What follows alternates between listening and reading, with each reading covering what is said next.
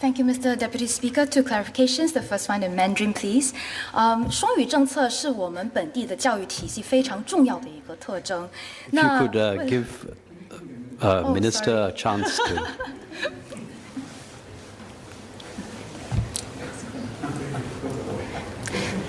It's my blunder. OK， 双语政策是我们本地新加坡教育体系非常重要的一个特征。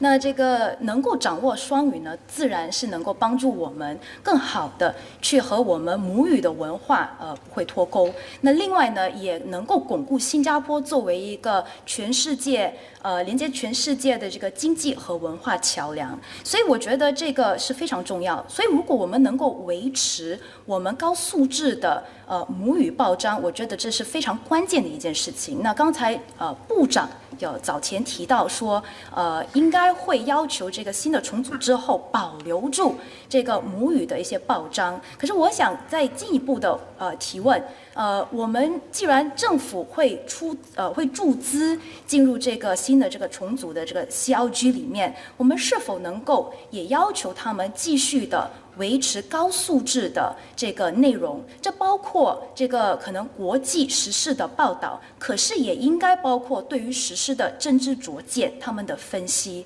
所以希望在这一方面呢，请示部长。我们的早报好不容易能够赢得这个国际的奖章，这是得来不易的，我们应该继续支持他们。所以希望我们的部长能够在这方面给我们一点信息。The second point is actually about establishing Singapore's thought leadership and mindshare internationally. I think this is very important. So helping our papers to be able to be circulated internationally, I think, is a very critical part, in addition to the national cohesion, national public good in Singapore. So again, I would like to ask Minister whether this is something that is on the agenda or one of the parameters that we may require the new CLG to look into in the move ahead, and whether there will be resources or funding set aside to build such capabilities.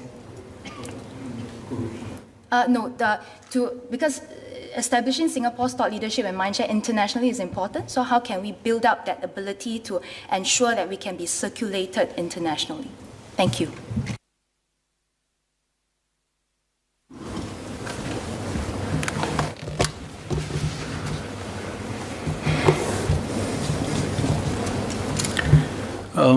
Mr. Deputy Speaker, I thank the member for her points. I think it's very important that we take this opportunity to once again reiterate the commitment to the vernacular media as part of this and any future restructuring or other changes that may occur.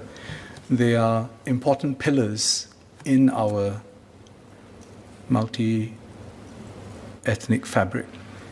And I think I have made the point about the important role that they play, and in particular about giving voice to the particular community.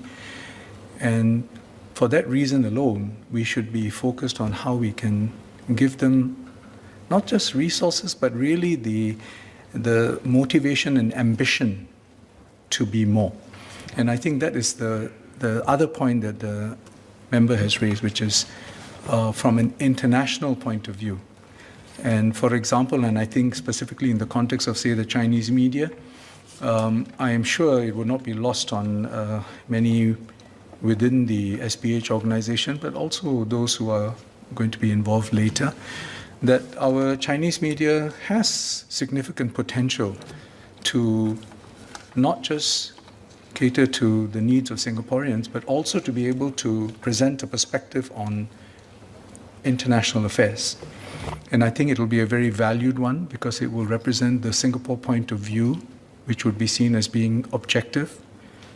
And it will also be one that would be valuable to Singaporeans because it will be a chance to understand some of these international developments through the lens of Singaporeans and how they assess this in terms of its impact on us and our long-term interests.